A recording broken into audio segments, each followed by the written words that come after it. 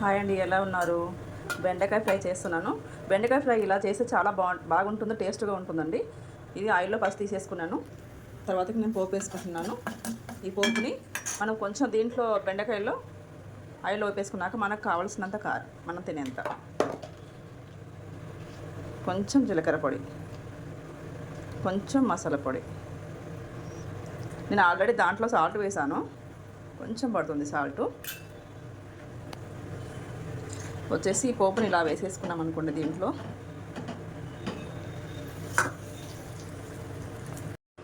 Hi అండి, ఎలా ఉన్నారు?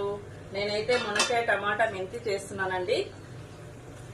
ఆల్రెడీ బెండకాయ ఫ్రై పచ్చిపులుసు అయిపోయింది. రిలేటివ్స్ ఇంటికి వస్తున్నారు డిన్నర్కి.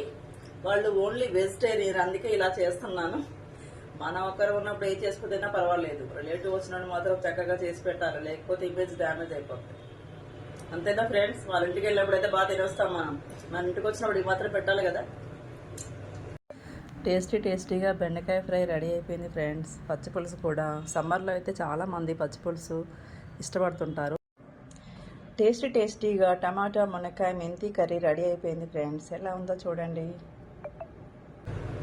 సమ్మర్లో అయితే చాలా జాగ్రత్తగా ఉండండి. వీలైతే ఆఫ్టర్నూన్ ఇంట్లోనే ఉండే ప్రయత్నం చేయండి. ఎండలో ఎవరు తిరగబాకండి, ఎండలు చాలా ఎక్కువైపోతున్నాయి. హెల్త్ను కూడా కాపాడుకోండి.